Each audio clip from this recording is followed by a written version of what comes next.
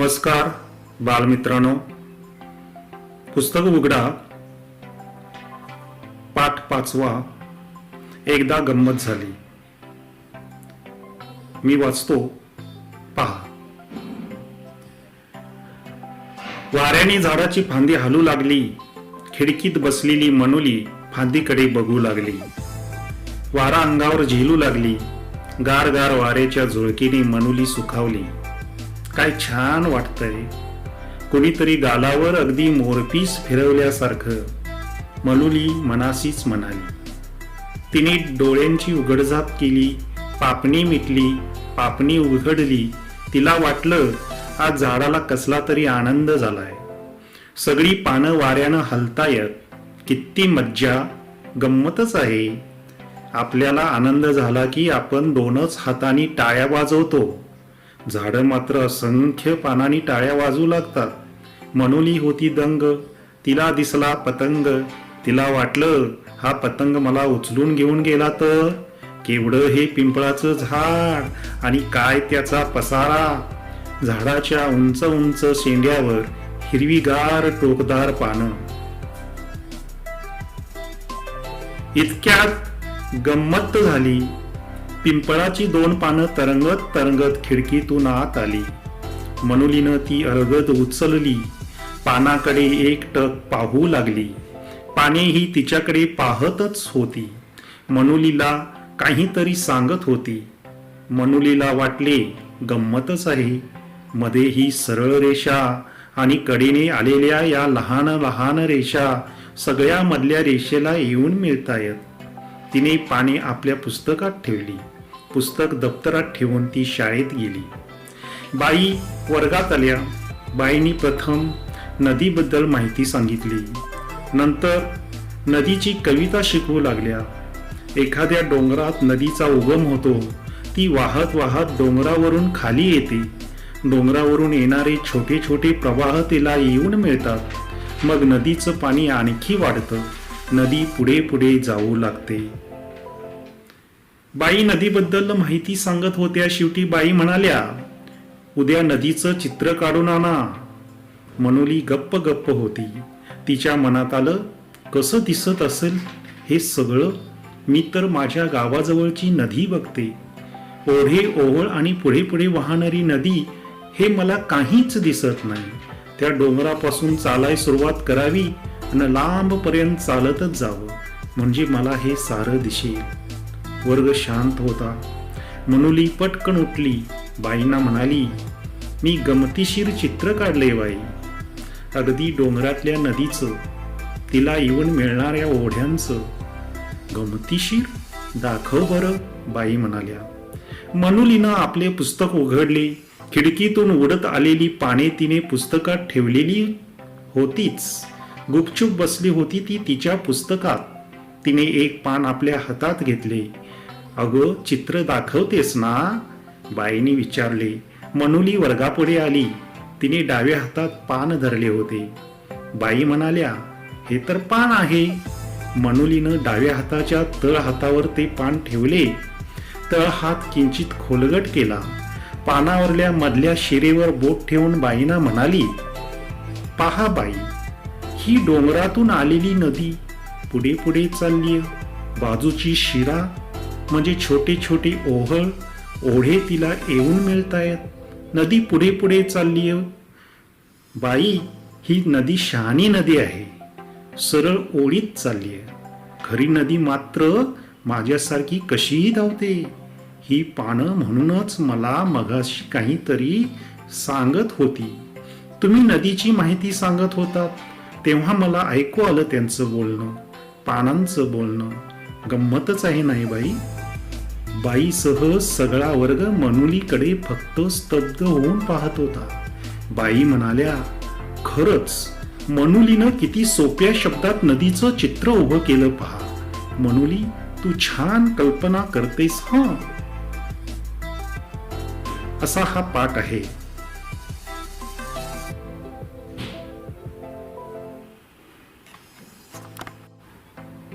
आता या धड्याचा अर्थ आपण समजावून घेऊया. मनोली नावाची मुलगी आपल्या घराच्या खिडकीत बसून पिंपळाच्या झाडाकडे एकटक पाहत होती. तिच्या मनात खूप काही गमतीशीर विचार येत होते. ती शाळेत गेल्यावर बाईंनी वर्गात नदीविषयी माहिती सांगितली व मुलांना नदीचं चित्र काढायला सांगितलं. मनोलीला पुस्तकात ठेवलेली 2 पिंपळ पाने आठवली. तिनं ती छान जपून ठेवली होती. त्या पिंपळ पानात दडलेल्या नदीचं चित्र मनोलीने वर्गात उघडून दाखवले. मनोलीच्या कल्पनेचं बाईंनी कौतुक केलं. असा हा सारांश आहे धड्याचा, पाठाचा. त्याचं शब्दार्थ आपण पाहूया. झुळूक म्हणजे वाऱ्याचा हलकासा झोत, त्याला आपण झुळूक म्हणतो. सुखावली, आनंदली, आनंद वाटला. उघडझाप म्हणजे पापण्या उघडणे, मिटणे, याला उघडझाप म्हणायचं. असंख्य म्हणजे अगणित, मोजताच येत नाही. मोजता न येणारे म्हणजे असंख्य. दंग म्हणजे गुंग किंवा मग्न म्हणतो. पसारा, विस्तार. अलगद, हळुवार किंवा हळूच. एकटक, टक लावून पाहणे. उगम म्हणजे सुरुवात. प्रवाह म्हणजे पाण्याचा ओघ. ओहळ, लहान ओढा किंवा नाला. किंचित म्हणजे अगदी थोडा. शिरेवर म्हणजे नशेवर. नस म्हणतो हाताची. शिरेवर म्हणजे नसेवर. ओळीत, रांगेत. स्तब्ध म्हणजे चकित किंवा आश्चर्य वाटणे. वाक्प्रचार, दंग होणे, एकटक पाहणे, उगम होणे, असं 3 आलेले आहे. दंग होणे म्हणजे गुंग होणे, मग्न होणे किंवा गर्क होणे. एकटक पाहणे म्हणजे एकाच जागी स्थिर नजरेने पाहणे. उगम होणे म्हणजे सुरुवात होणे.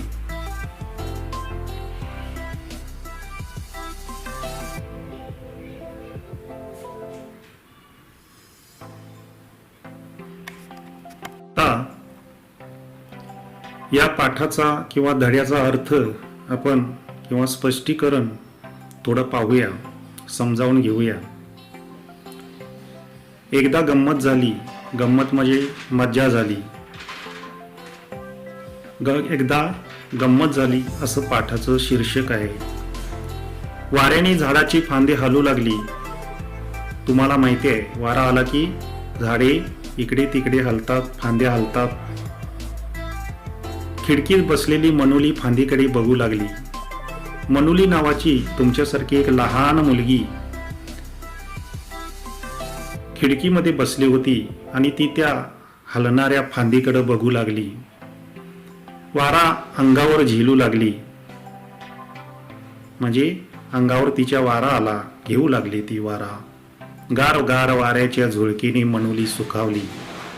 थंडगार वारा आणि त्याची जी झुळूक आहे, झोत आहे वाऱ्याचा, त्यामुळं तिला खूप आनंद वाटला. ती सुखावली. काय छान वाटतंय. कोणीतरी गालावर अगदी मोरपीस फिरवल्यासारखं, मनोली मनाशीच म्हणाली. म्हणजे या पाठामध्ये मनोली नावाच्या तुमच्यासारख्या मुलीच्या मनामध्ये किती सुंदर विचार येतात घटना पाहिल्यानंतर, हे सांगण्याचा प्रयत्न लेखकाने केलेला आहे. तर तो वारा अंगावर घेतल्यानंतर मनोली मनाशीच म्हणाली, काय छान वाटतंय. कोणीतरी गालावर अगदी मोरपीस फिरवल्यासारखं. आपण मोराचं पीस ज्यावेळी मऊ मऊ असतं ते गालावरती फिरवतो तेव्हा आपल्याला सुख वाटतं, आनंद वाटतो. तसं अगदी मला या वाऱ्यानं आनंद दिला, असं मनोली म्हणाली स्वतःशीच. तिने डोळ्यांची उघडझाप केली. पापण्या उघडल्या, बंद केल्या म्हणजे उघडझाप केली. पापणी मिटली, पापणी उघडली. तिला वाटलं आज झाडाला कसला तरी आनंद झालाय. सगळी पानं वाऱ्यानं हलतायत. तिच्या मनामध्ये विचार आले, पहा की झाडाला कसला तरी आनंद झालाय. त्यामुळं ते पान डोळा लागलंय, नृत्य करायला लागलंय. पानं वाऱ्यानं हलतायत. किती मजा, किती गंमत आहे, असं ती म्हणते स्वतःशीच.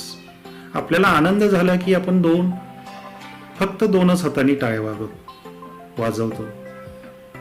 ज्यावेळी आपल्याला आनंद होतो तेव्हा आपण 2 हाताने आपल्या टाळ्या वाजवतो. पण झाडाला आनंद झाला तर त्याची ती पानं, असंख्य पानं, अगणित पानं, मोजता न येणारी पानं, म्हणजे त्याचे ते हात आहेत आणि त्या हाताने, पानाने तो टाळ्या वाजवू लागतो आनंद झाला की. म्हणजे झाड टाळ्या वाजवतं. मनोली होती दंग, तिला दिसला पतंग. मनोली मग्न होती तिच्या विचारात. तेवढ्यात तिला एक पतंग नावाचा कीटक दिसला. तिला वाटलं की हा पतंग मला उचलून घेऊन गेला तर केवढं हे पिंपळाचं झाड आणि काय त्याचा पसारा. तिला थोडी भीती वाटली. हे अजस्त्र असं झाड आहे, किती मोठं झाड आहे, त्याचा केवढा पानांचा, फांद्यांचा पसारा आहे. झाडाच्या उंच उंच शेंड्यावर हिरवीगार टोकदार पानं आलेली आहेत. झाडाच्या जो वरती निमुळता होत गेलेला भाग आहे त्याला आपण शेंडा म्हणतो, उंच, तो हिरवागार आहे. पानांनी, हिरव्यागार पानांनी, टोकदार पानांनी लवडलेला आहे आणि त्याची पानं कशी टोकदार आहेत. पिंपळाची पानं तुम्ही पाहिली असतील, थोडीशी ओल गोलाकार असतात आणि त्याला टोक असतं पुढं, आणि ते तिला खूप सुंदर वाटलं. पहा की त्या चित्रामध्ये मनोली खिडकीत बसलेली आहे. पिंपळाचं झाड आहे, पानं पडतायत, वाऱ्यानं हलतायत. स्कूल बॅग आहे तिची, शेजारी डबा ठेवलेला आहे. इतक्यात गंमत झाली.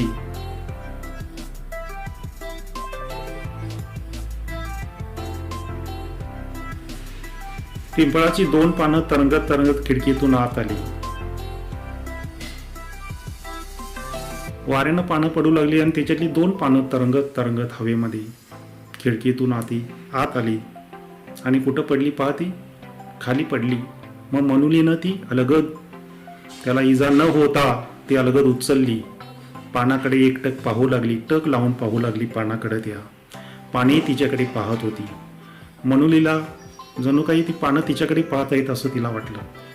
काहीतरी ती सांगत होती पानं मनोलीला. मनोलीला वाटलं, मनामध्ये विचार आला सुंदर, गंमतच आहे. मध्ये ही सरळ रेषा आहे त्या पानामध्ये आणि कडेनं आलेल्या या लहान लहान रेषा सगळ्या मधल्या रेषेला येऊन मिळत आहेत. म्हणजे पहा, मध्ये सरळ रेषा आहे आणि कडेनं लहान लहान रेषा मधल्या रेषेला मिळत आहेत. तिनं ते पान उचललं, दोन्ही पानं. ती पाने आपल्या पुस्तकामध्ये ठेवली आणि पुस्तक दप्तरात ठेवलं आणि ती शाळेत गेली. पुढे काय झालं पहा. बाई वर्गात आल्या. बाईने प्रथम नदीबद्दल माहिती सांगितली. नदीविषयी त्या शिकवत होत्या. माहिती सांगितल्यानंतर नदीची कविता शिकवू लागल्या. एखाद्या डोंगरात नदीचा उगम कसा होतो, उगम म्हणजे जन्म होतो, आणि ती वाहत वाहत डोंगरावरून खाली खाली येत राहते आणि डोंगरावरून ज्यावेळी खाली येते तेव्हा तिला असे अनेक प्रवाह येऊन मिळतात. त्याच्यामध्ये छोटे छोटे ओढे असतील, नाले असतील, हे प्रवाह तिला येऊन मिळतात आणि मग नदी मोठी होते. मग नदीचं पाणी आणखी वाढतं. ते नदी नाले ओढे नाले सगळे नदीला येऊन मिळत असल्यामुळे त्याच्यातून पाणी पुन्हा नदीमध्ये येतं आणि नदीचं पात्र वाढतं, पाणी वाढत जातं आणि नदी पुढे पुढे जाऊ लागते आणि शेवटी ती समुद्राला जाऊन मिळते. हे आपल्याला माहिती आहे. तिच्या काही उपनद्या पण असतात, छोट्या छोट्या नद्या पण येऊन मिळतात आणि नदी मोठी होते आणि शेवटी समुद्राला मिळते. पण तिच्या मनामध्ये विचार काय येतो पहा की मनोलीच्या. बाई नदीबद्दल माहिती सांगत होत्या. शेवटी बाई म्हणाल्या, उद्या नदीचं चित्र काढून आणा. त्याने अभ्यास दिला. मनोली गप्प गप्प होती, शांत होती, ती स्तब्ध होती. तिच्या मनात आलं बा एक विचार, कसं दिसत असेल हे सगळं. मी तर माझ्या गावाजवळची नदी बघते, ओढी ओहळ पुढे पुढे वाहणारी नदी, हे मला काहीच दिसत नाही. त्या डोंगरापासून चालायला सुरुवात करावी आणि लांबपर्यंत चालत जावं म्हणजे मला हे सारं दिसेल, असा विचार तिच्या मनामध्ये आला. याचा अर्थ काय की मला जी माझ्या गावामध्ये नदी दिसते ती अशी सपाट दिसते. तिला कुठं काय कोण कोण मिळालं, कशी तिचा उगम झाला हे पाहायचं असेल तर मला तिच्या उगमापासून म्हणजे डोंगरापासून चालत चालत पुढे पुढे यावं लागेल माझ्या गावापर्यंत. मग मला दिसतील नदी नाले ओढे, तिला मिळणार, असं तिच्या मनामध्ये आलं. म्हणजे लांबपर्यंत चालायला हवं, म्हणजेच तिला दिसेल असं तिच्या मनात आलं, त्याशिवाय दिसणार नाही. वर्ग शांत होता. मनोली पटकन उठली. बाईंना म्हणाली की मी गमतीशीर चित्र काढलंय बाई, खूप मजेदार आहे चित्र, अगदी डोंगरातल्या नदीचं. डोंगरामध्ये नदी उगम पावते, जन्म होते, तिचा उगम होतो, तिथपासून ते ओढे तिला मिळेपर्यंत हे सगळं मी या चित्रामध्ये दाखवलंय. पहा, तिला येऊन मिळणाऱ्या ओढ्यांचं हे चित्र आहे. गमतीशीर, दाखव बरं. बाई म्हणाल्या. मनोलीनं मग आपलं पुस्तक उघडले. खिडकीतून उडत आलेली पाने तिने पुस्तकात ठेवलेली होती. पानं काढली त्यांनी. कशाची पाने होती रे ती? तर पिंपळाची हिरवीगार पाने होती, गोलाकार आणि कडा असणारी होती. आणि एक पान गुपचूप बसली होती ती तिच्या पुस्तकात, सगळी पाने. जणू काय त्या पानाला देखील ती मनोली आवडत असावी. तिने एक पान आपल्या हातात घेतलं त्यातलं आणि दाखवलं बाईंना. अगं, हे चित्र दाखवतेस ना? बाईने विचारलं. मग हे पान का दाखवतेस तू? मनोली वर्गापुढे आली, सगळ्यांच्या पुढे आली आणि तिनं मग डाव्या हातात आपलं पान धरलं. हा वर्ग दाखवलेला आहे, मुलं बसलेली आहेत, बाकावरती बाई आहेत आणि ती मनोली सर्व मुलांच्या पुढे येऊन डाव्या हातामध्ये पाणी धरलेलं आहे. तिच्या पिंपळाचं पान आहे ते. मनोलीने डाव्या हाताच्या तळ हातावरती पान ठेवलं आणि तळहात किंचित खोलगट केला. जरा बोटं जवळ घेतली की तळहात आपला खोलगट होतो आणि मग त्यावर ते पान ठेवलं. पानावरल्या मधल्या शिरेवर बोट ठेवून बाईंना म्हणाली, मधली जी शिरा आहे मुख्य, त्यावरती बोट ठेवलं तिनं आणि म्हणाले, ही आहे नदी. पहा बाई, ही डोंगरातून आलेली नदी आहे. पुढे पुढे चालली आहे आणि बाजूची शिरा ज्या आहेत ह्या छोट्या छोट्या, म्हणजे काय आहे तर छोटे छोटे ओळ आहेत, ओढे आहेत, नाले आहेत, हे तिला सगळं मिळत आहेत. नदी पुढे पुढे चालली आपली बाई. ही नदी शहाणी आहे बाई. कारण का? ही सरळ आहे रेषा, सरळ ओळीत चालली ही नदी. खरी नदी मात्र माझ्यासारखी आहे, कशी धावते आडवी तिकडी, नागमोडी इकडे तिकडे. ही पानं म्हणूनच मला मगाशी काहीतरी सांगत होती. हे तिच्या लक्षात आलं. तुम्ही नदीची माहिती सांगत होता तेव्हा मला त्यांचं ऐकू आलं बोलणं. तिच्या मनामध्ये असे विचार येतात की जणू काही ती पानच त्या मनोलीशी बोलत होती बाई शिकवत असताना, आणि म्हणून ते पान दाखवलं.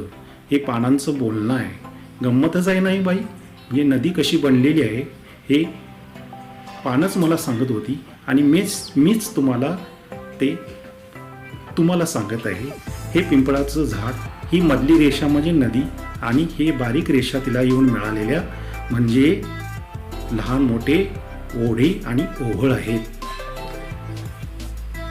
बाईसह सगळा वर्ग मनोलीकडे फक्त स्तब्ध होऊन पाहत होता. स्तब्ध होऊन पाहणे म्हणजे टक लावून पाहत होता, शांतपणे पाहत होता. मनोलीकडे बाई पण पाहत होत्या, ती काय सांगते.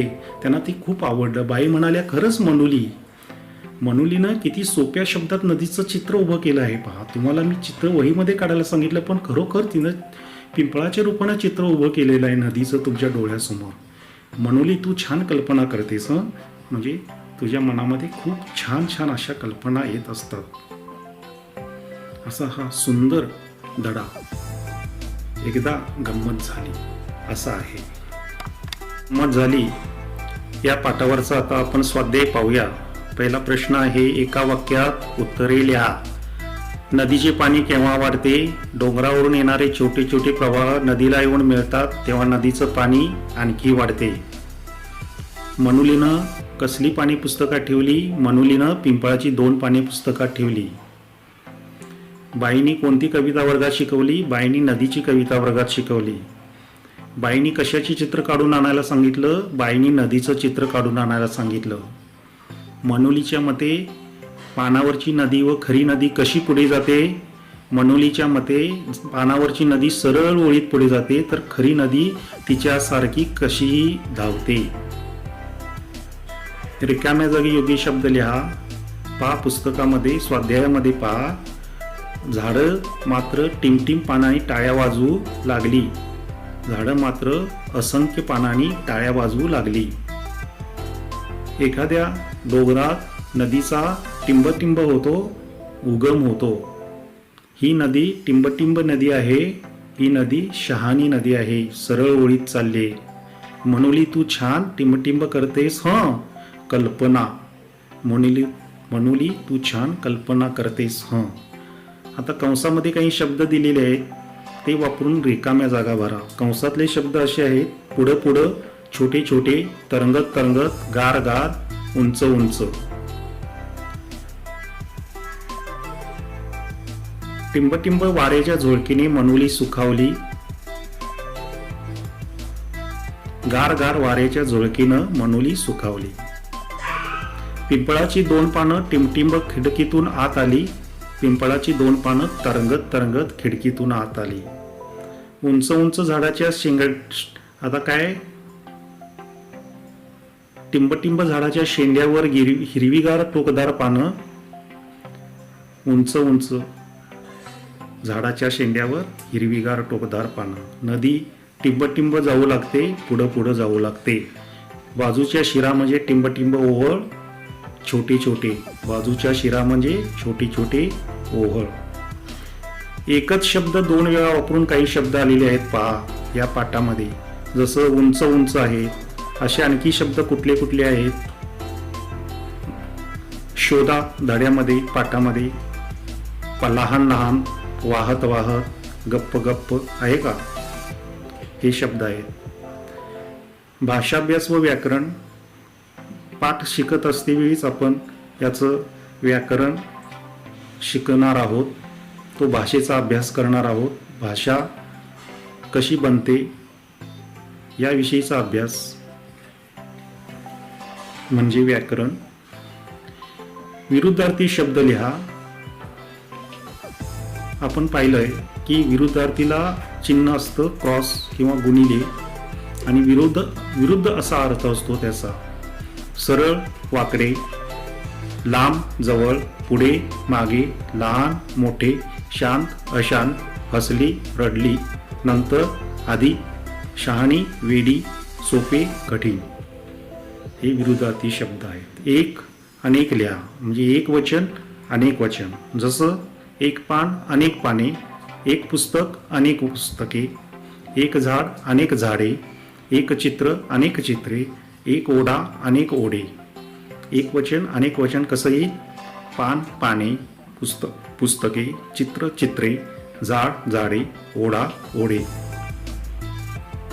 पाठामध्ये शब्द आलेला आहे टोकदार. त्यासारखे तुम्ही स्वतः शब्द बनवा. जसं टोक टोकदार, तसं रुबाब रुबाबदार, समजूत समजूतदार, धार धारदार, पाणी पाणीदार, तजेल तजेलदार, चमक चमकदार. आता खालील वाक्प्रचारांचा अर्थ समजावून सांगा आणि ते पुन्हा लिहा. अलगद उचलणे म्हणजे सावकाश उचलणे. एकटक पाहणे म्हणजे एकाच जागी नजर लावून पाहणे. मोरपीस फिरवल्यासारखे म्हणजे आनंददायी स्पर्श व्हावा तसे. सुखावणे म्हणजे संतोष होणे, आनंद होणे. दंग असणे म्हणजे गुंग असणे. आता कृती आहे.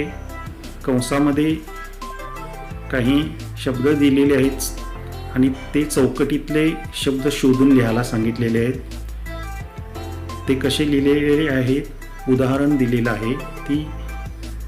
त्या शब्दांना तो गोल करायचा आहे, दंडगोल करायचा आहे.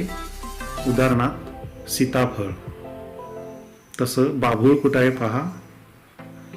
तसं पिंपळ, वड, मोसंबी, संत्रे, केळ, चिंच, डाळी.